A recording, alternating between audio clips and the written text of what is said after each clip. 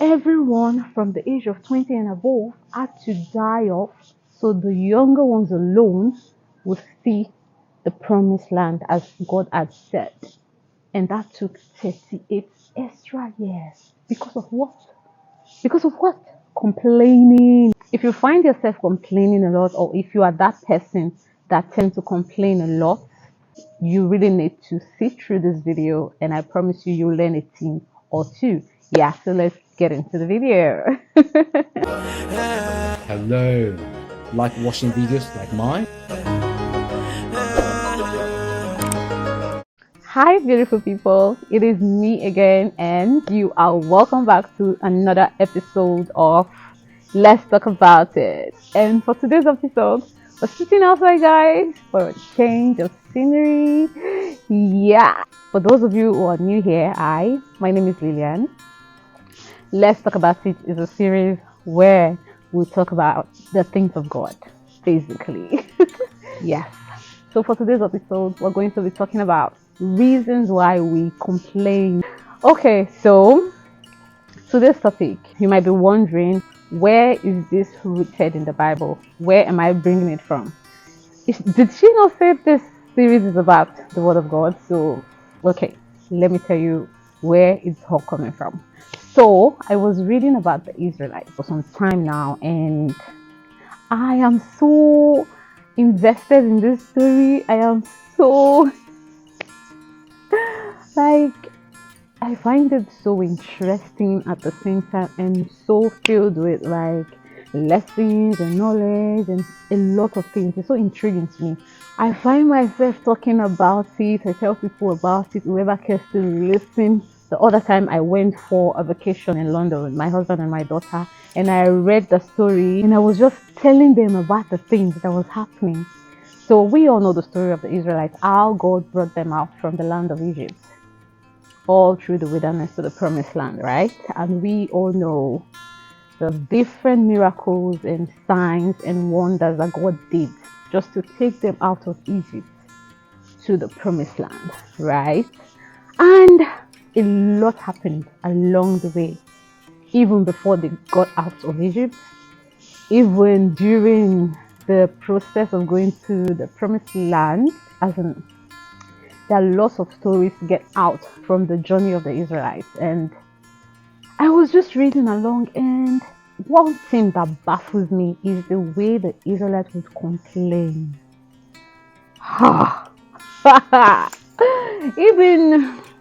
even when they were in Egypt, during the process of God performing the signs and wonders just to get them out from Egypt to the promised land, they would complain so much. And I find myself wondering, like, why are these people complaining? There's this particular story that I'm going to share with you people now that I was just so angry. Like, why are these people complaining like this? Okay, let me read it out. From the book of Numbers 14, guys. You can go read it all for yourself, but for the sake of this video, I'm just going to pick out the parts that I'm talking about. So basically, the story here is when the Israelites had gotten close to the promised land, they selected a few of them to go to the land to see what's up with the land, to see how the people are faring, to see if the soil of the land is good, just to watch and see and come back with a report, so they know what they are up against, so they know what they are going to face in that land as they're going to take over. And the people came back. They stayed for 40 days and they came back, and they brought bad news. They were like, oh, the land is good, it's yielding good fruit, it's beautiful, this, but the thing is, there are giants in the land, the people are much, we're not sure we can conquer this land. They were just putting so much fear in the hearts of the people, and the people were scared. It was just Joshua and Caleb that said, no, we don't need to be scared. The same God that brought us thus far is going to help us conquer these people. Just the two of them that was trying to calm these people down and try to make them remember the God we serve. Remember how he's leading us. Imagine a God that can lead us with a pillar of fire by night and a pillar of cloud by day, and you are here, you're being scared. What are you scared of?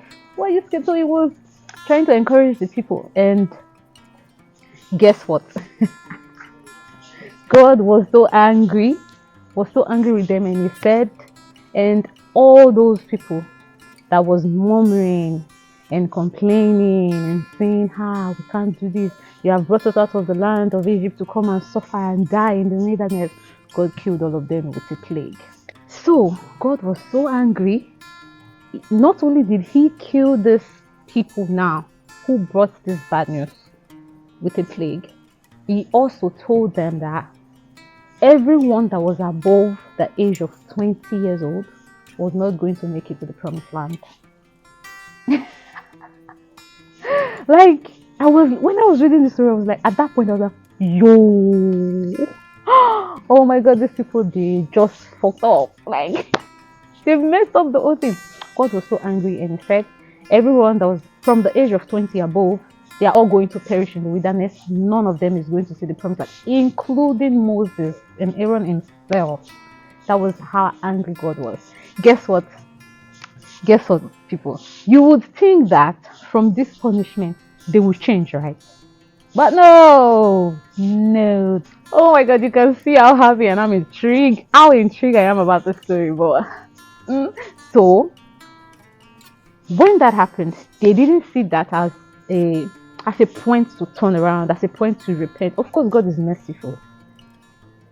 Probably they had changed, I don't know, but they still didn't change. Guess what? Moses was not like, okay, we have to make a sacrifice offering for our sin and all of that. And they started murmuring again. This one now is from the book of from chapter 16. Okay, let me read this out for you. So, number 16 verse 1. Now Korah, the son of Isaac, the son of Kohath, the son of Levi, and Dathan and Abiram, the son of Eliab, and On, the son of Peleth, the son of Reuben, took men, and they rose up against Moses with certain of the children of Israel, 250 princes of the assembly, famous in the congregation, men of renown. And they gathered themselves together against Moses and against Aaron, and said unto them, Ye take too much upon you, seeing all the congregation are, and the Lord is among them. Wherefore then lift ye up yourself above the congregation of the Lord. And Moses heard it, and he fell upon his face. And Moses was so angry, and he told them, you will see what God will do to you tomorrow. And the morrow came, Moses called them, and they said they will not come. Fast forward to chapter 16 verse 13 now. Moses called them, and they said they were not coming. And then they said, it is a small thing that thou hast brought us up out of the land that floweth with milk and honey, to kill us in the wilderness. Now they are referring to Egypt as the land that floweth with milk and honey. Except thou make thyself altogether a prince over us. Moreover, thou hast not brought us into a land that floweth with milk and honey, or given us inheritance of field and vineyards. Wilt thou put out the eye of these men? We will not come up. So they were saying they are not coming, notwithstanding the present punishment that they were under. They were still complaining. Guess what happened? Let me take you people to 28. And Moses said, hereby ye shall know that the Lord hath sent me to do all these works, for I have not done them of my own hands. If these men die the common death of all men, or if they be visited after the visitation of all men, then the Lord hath not sent me. But if the Lord make a new thing, and the earth open her mouth, and swallow them up with all that appertain unto them, and they go down quick into the pit, then ye shall understand that these men have provoked the Lord. 31. And it came to pass, as he had made an end of speaking all these words, that the ground cleave asunder that was under them, and the earth opened her mouth and swallowed them up, and their houses, and all the men that appertained unto Korah, and all their goods. They and all that appertained to them went down alive into the pit, and the earth closed upon them, and they perished from among the congregation. And all Israel that were round about them fled at the cry of them, for they said, lest the earth swallow us up also. And there came out a fire from the Lord and consumed the 250 men that offered incense. This goes on and on and on and on. You would think from what I've read now that at that part where the earth opened up to swallow people whole, alive, because of what they did against God, against Moses, you would think that they would change and stop complaining, right? But no. And I was just going on and on about the story, on and on about the story, telling whoever cares to listen. And one day I was reading on my own, and it struck me like this one that I am so interested in the story of the Israelites, how they were complaining. I'm so angry that they were complaining. I was like, don't they get it? How can you just keep on complaining and complaining and say all that is happening? And I was like, do you know that you still act like the Israelites today? Do you know that me and you watching this video, we still act like the Israelites today? For every obstacle that they meet, they will always complain. Their first thought is to complain. Complain to Moses and start saying, did you bring us out of Egypt to come and die? Did you bring us? They always use that word. Did you bring us out of Egypt to come and die in the wilderness? And I thought to share it with you guys. Like, what is your first response whenever something appears as a wilderness in your life? What is your first response? Is it to complain? Many of us is to complain. What's this now? What did we do this now? Why now? Let me do this life. Is your first response to complain? One thing I took out from the story of the Israelites was that in the midst of their complaining, bickering, and murmuring, they spent an extra 38 years in the wilderness. Okay, at that point, where they sent 12 people to go over to the land, make recession, and come back with results. It was 2 years in the wilderness. 2 years. 2 years. It's in the Bible. 2 years in the wilderness. But because of their complaining and their murmuring and their bickering, remember God told them that everyone above the age from 20 and above, they are not going to see the promised land. So it took them 38 years to die off. So the younger ones alone will see the promised land as God had said. And that took 38 extra years. Because of what? Because of what? Complaining. Let me read it for you. It's in the Bible. Deuteronomy 2 verse 14.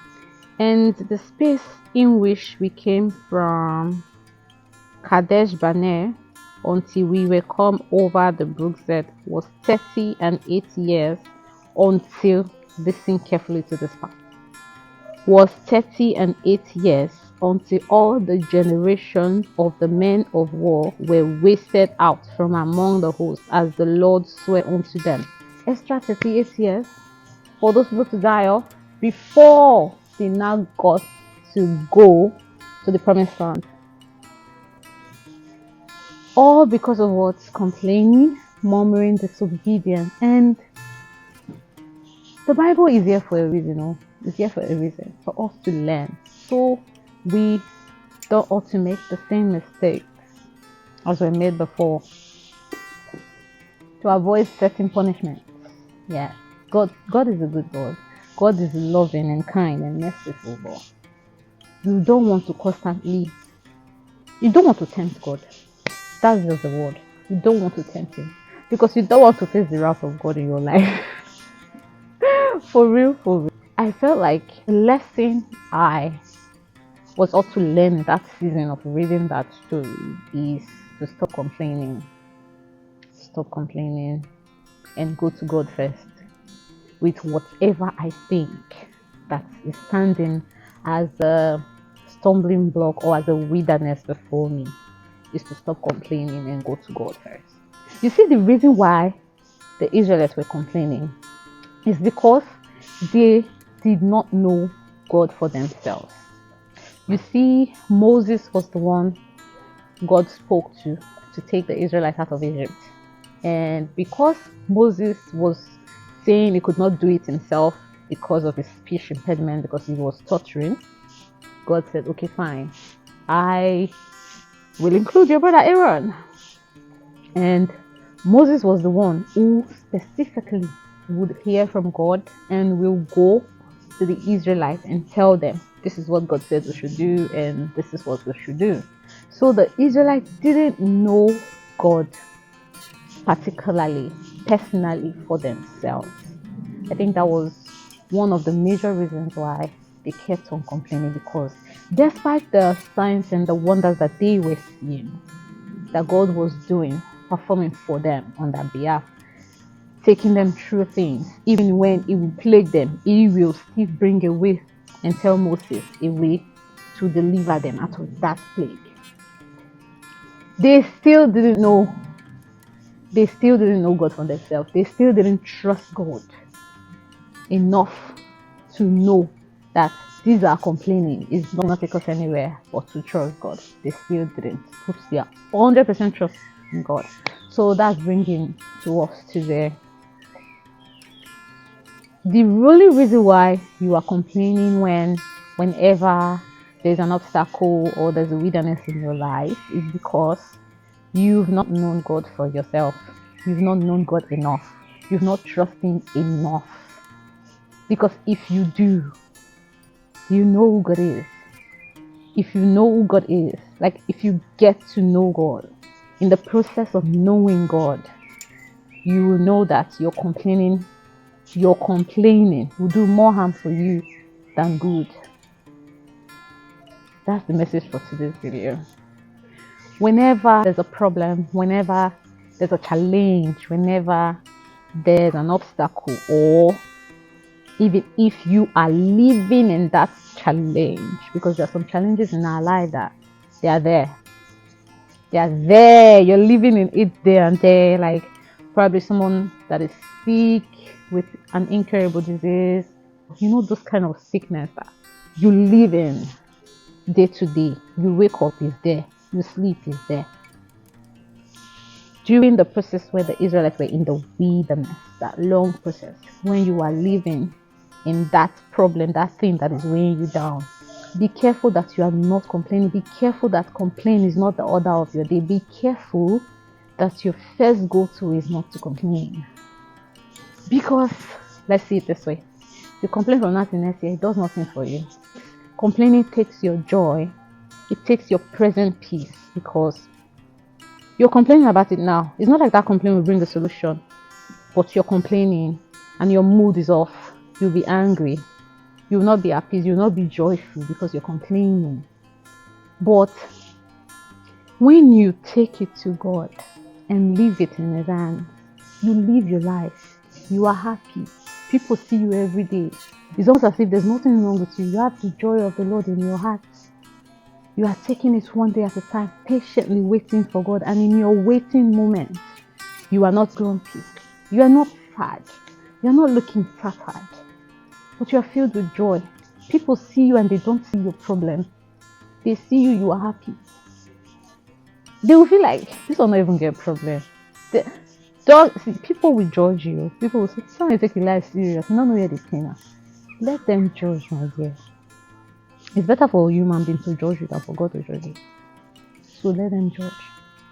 Keep on being. Because the Bible says, in any situation you find yourself, give thanks to God. All these verses, many of these verses, I know them before. We just quote them. You don't really know the extent of which they mean, like the true meaning of the word.